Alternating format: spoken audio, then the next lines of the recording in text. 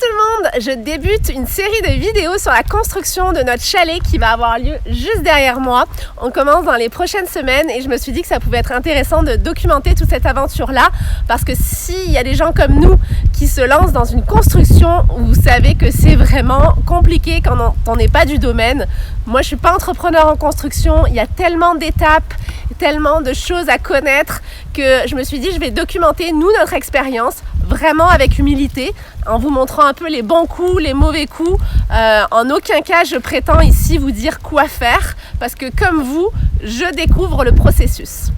Et le début du processus, il a consisté à acheter un terrain. C'est ça qu'on a fait en octobre 2020. Donc il y a de ça maintenant presque 1 an et demi. On n'a pas tout de suite construit parce que le premier chalet qu'on voulait construire s'est révélé vraiment hors de notre budget. C'est quelque chose que j'ai documenté sur le blog. Vous pouvez aller voir toute l'expérience de l'achat de terrain et aussi l'expérience de ne pas avoir pu construire la première fois à cause de l'augmentation des coûts de construction.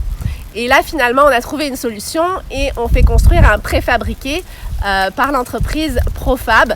Donc, vous allez voir toutes les étapes de cette construction-là qui débute dans les prochaines semaines. Dans cette première vidéo, j'ai envie de vous parler de l'achat du terrain, pourquoi est-ce qu'on a choisi ce terrain-là et des quelques étapes qu'on a faites avant de pouvoir se faire livrer notre chalet préfabriqué. L'achat du terrain, c'est toute une aventure. Honnêtement, c'était pas quelque chose que je pensais qu'on allait faire en 2020. Ça nous est un petit peu tombé dessus par hasard. On a commencé à visiter des terrains et on est tombé sur celui-ci.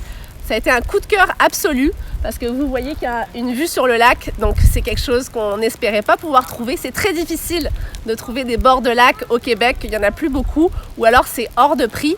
Et ce terrain-là a été un très bon prix, c'est un terrain de 110 000 pieds carrés, situé sur un très beau lac, avec l'accès à la plage et aussi l'accès à une descente de bateaux qui sont notariés avec l'achat de notre terrain. On est proche d'un centre de ski et on est surtout à 1h30 de chez nous, ce qui est très pratique parce qu'on ne voulait pas être dans un rayon plus large. Donc ça, c'est un peu les critères qui nous ont vraiment motivés à trouver ce terrain-là. Ensuite, il y avait aussi d'autres choses à regarder parce qu'il y a la qualité et la topographie du terrain qui sont vraiment des facteurs importants. On est allé dans une autre région où on a visité des terrains qui étaient extrêmement en pente. Je vous mets quelques images des autres terrains qu'on a visités et honnêtement, ils étaient superbes, mais je ne sais pas comment on aurait pu construire là-bas. Dès qu'il faut imaginer pouvoir faire un chemin d'accès dans la montagne, ce sont des coûts énormes. Alors qu'ici, on n'a pas besoin de faire un chemin d'accès trop compliqué puisque notre terrain est desservi par une route municipale juste devant notre terrain qui est déneigé l'hiver. Donc ça, c'est extrêmement intéressant parce qu'on a tout de suite un accès plus facile par la rue. Deuxième chose qui a pu nous motiver à acheter ce terrain-là, c'est que on avait un poteau d'électricité juste devant le terrain. Ça aussi, c'est bien important parce que des fois, devoir faire tirer un poteau électrique sur un terrain qui n'est pas raccordé, ça peut être très long de la part d'Hydro-Québec. Nous, le poteau est là. C'est sûr qu'on n'a pas d'aqueduc, donc ce qui veut dire qu'on va devoir réaliser un puits artésien pour avoir de l'eau. Donc on n'a pas d'eau, l'électricité est proche, mais tout ça c'est des travaux qu'on va pouvoir faire assez facilement étant donné que le terrain est relativement facile d'accès. Ça c'était un point important. Un autre point super important, c'était que c'est un terrain qui est légèrement en pente, donc ça correspondait au type de construction qu'on voulait. Pour pouvoir avoir la vue sur le lac, on a choisi de faire une construction avec rez-de-jardin. Donc en fait, on monte la on fait l'étage, ce qui nous permet d'avoir la vue et de doubler un petit peu la surface de la maison. J'ai écrit un billet de blog qui vous explique vraiment les différents types de construction que vous pouvez faire en fonction des terrains.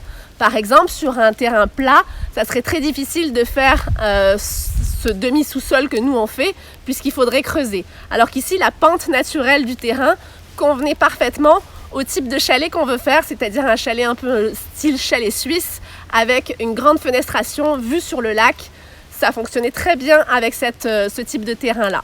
Ensuite, une autre chose qu'on a dû regarder, c'est quelle est la qualité du sol. Si vous êtes sur du roc, vous savez que vous allez avoir des coûts à devoir faire dynamiter le terrain avant de construire. Ici, c'est un terrain qui est relativement un peu sablonneux, il y a un petit peu quelques roches, mais c'est pas, le roc est un peu plus bas. On croise les doigts qu'on n'aura pas besoin de faire de dynamitage. Ça, c'est quelque chose qu'on découvre généralement quand on commence la construction de la fondation.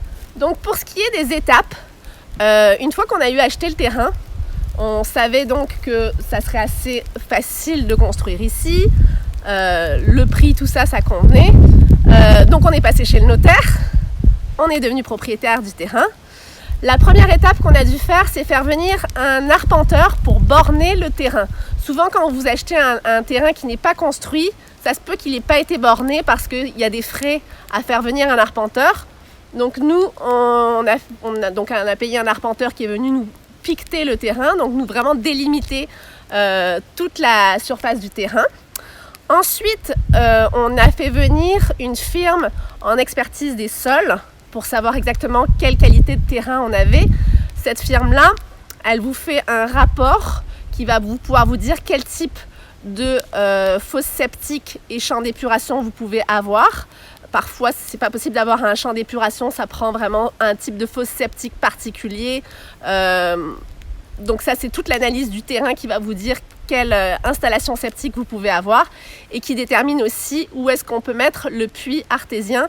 Un puits artésien doit être à 100 pieds d'une fosse septique, donc notre terrain est assez grand, il n'y avait pas de problème, mais donc les firmes en expertise de sol vous font un plan d'implantation qui est très important à avoir puisqu'il vous faut ce plan-là pour ensuite avoir un permis de construction. On n'a pas tout de suite demandé le permis de construction. Ensuite, ce qu'on a fait en troisième étape, on a fait construire le chemin pour rentrer sur notre terrain. Parce que nous, notre terrain, c'était un terrain vierge de plein d'arbres. Donc, il fallait qu'on commence à le débroussailler et à enlever les arbres. Alors, c'est ce qu'on a fait au cours de l'été passé. On a fait enlever les arbres et faire construire un terrain pour qu'on puisse arriver avec notre voiture sur notre terrain. Alors, donc c'est des coûts que vous devez prévoir. Quand vous faites une construction, vous devez prévoir tous ces coûts-là pour aménager l'entrée du terrain. Et ensuite, eh bien, on a lancé le processus de construction avec Profab. Ça, je vous ferai une autre vidéo qui va vous détailler vraiment plus comment ça s'est passé, tout ce processus-là avec Profab, faire les plans. Ça, c'est plus du design, donc j'en parlerai dans une autre vidéo. Mais en gros, en parallèle, ils nous ont demandé d'obtenir notre permis de construction. Alors, à peu près 6 mois avant le début de la construction, on est allé à la municipalité. On leur a apporté les plans préliminaires de Profab, donc avec les dimensions de notre chalet, avec les installations septiques, le puits artésien. Ils ont validé le tout. Ils nous ont émis un permis de construction qui est valide pour 2 ans. Et à partir de maintenant, on en est rendu aux étapes vraiment préliminaires à la construction. Donc, dans les prochaines semaines, on a l'arpenteur qui revient pour nous déterminer exactement la position du chalet. Nous, on a commencé à penser à l'orientation qu'on voulait lui donner, exactement l'endroit où il doit être, mais c'est lui qui doit venir nous mettre des piquets parce que quand on va faire la fondation, l'entrepreneur en fondation se base sur le plan d'arpentage pour creuser la fondation. Donc il va venir dans une semaine faire l'arpentage du terrain, plan d'implantation. Et ce qu'on va essayer de faire, on croise les doigts que ça fonctionne, on va essayer de faire notre puits artésien avant les débuts de la fondation. Pourquoi ? Parce que ça a des avantages. On peut tout de suite profiter du gars de fondation pour nous faire la tranchée qui va venir raccorder le puits artésien, donc l'entrée d'eau, à notre entrée d'eau de maison. Alors on va essayer de faire le puits artésien avant la fondation, dans les prochaines semaines. Et quoi d'autre encore ? Ça, je vais vous le documenter. Vous allez voir comment ça se passe avec une entreprise qui creuse des puits. Vous verrez plus ces détails-là en vidéo. Une fois le puits artésien fait, ça sera les débuts de la fondation. Et ça aussi, je le documenterai dans les prochaines vidéos. Je pense qu'il y aura beaucoup de choses à montrer. On a installé une caméra GoPro dans l'arbre derrière moi qui va nous permettre de filmer un petit peu l'évolution des choses dans les prochaines semaines. Je pense que ça va aller très vite. Et n'oubliez pas de vous référer à mon blog, parce que c'est vraiment sur le blog que je vais détailler chacune des étapes, parce qu'il se peut qu'en parlant comme ça, que je dise des bêtises. C'est pas évident, c'est pas des termes que j'utilise tous les jours, donc je peux peut-être me tromper dans ce que je vous dis ici à l'oral. Mais en gros, c'est ça. Donc dans les prochaines semaines, vous pourrez suivre le puits artésien, la fondation, et évidemment rester pour voir dans les prochaines vidéos comment ils vont nous livrer le chalet. C'est un chalet préfabriqué, ils vont le livrer avec une grue. Ça va être assez spectaculaire, j'ai très hâte de vous montrer. Alors voilà où on en est. Alors ce que je vous conseille de faire, c'est de vous abonner à ma chaîne en cliquant sur la petite cloche pour avoir des notifications et ne rien manquer de ce qui va venir dans les prochaines semaines. Alors j'espère que ça sera intéressant et qu'on n'aura pas trop de mauvaises surprises, parce que c'est ça qu'on redoute à cette étape-là. Merci d'avoir écouté la vidéo jusqu'au bout. À la prochaine. Bye.